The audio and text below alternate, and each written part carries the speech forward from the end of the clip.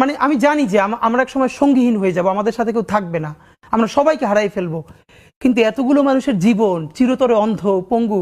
কিভাবে এটা আমি অনেকবার বলছি, ঢাকা বিশ্ববিদ্যালয়ের মসজিদ থেকে নামাজ পড়ে বেরোচ্ছে, টিআরটি ওয়ার্ল্ড একটা ছেলেকে ইন্টারভিউ করবে, জুলাইয়ের আহত, তো আমাকে দেখে ওরা কথা বলতেছে, তখন ছেলেটা শুনতেছে যে আমি এসছি, ও কোরআনের হাফেজ, মনে হয় 21 না 22 বছরের, 2 চোখ চিরতরে হারাই গেছে, আলো ফিরবে না।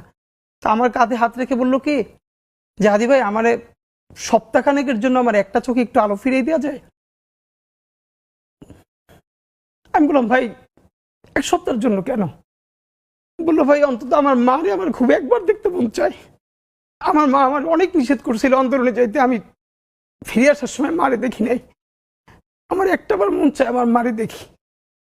তো যারা হাজার হাজার কোটি টাকা পাচার করে বিদেশ চলে গেছে,